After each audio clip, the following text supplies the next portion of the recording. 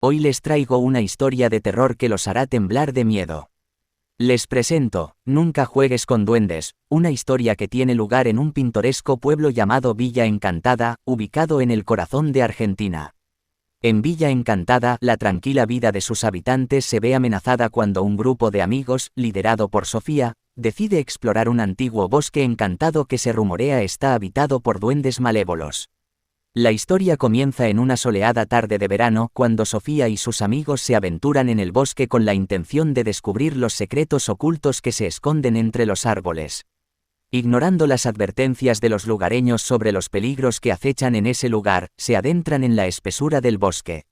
A medida que se adentran más y más en la densidad del bosque, comienzan a escuchar risas siniestras y ver sombras que se mueven entre los árboles. Los duendes, resentidos por la invasión en su territorio, se burlan de los intrusos y comienzan a jugar con ellos. Lo que en un principio parecía un juego inofensivo, se convierte rápidamente en una pesadilla. Los duendes juegan con la mente de los amigos, haciéndoles perder la noción del tiempo y la cordura.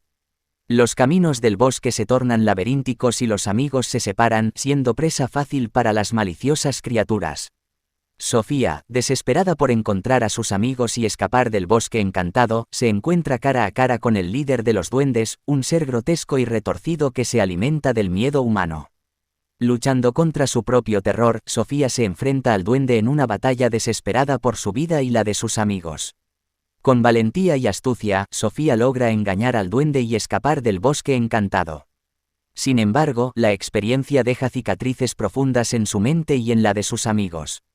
A partir de ese día, ninguno de ellos vuelve a ser el mismo.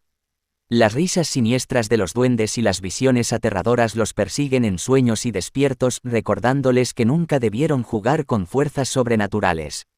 La historia de Nunca juegues con duendes nos enseña que el mundo de lo sobrenatural es peligroso y que debemos tener cuidado con las criaturas que habitan en él.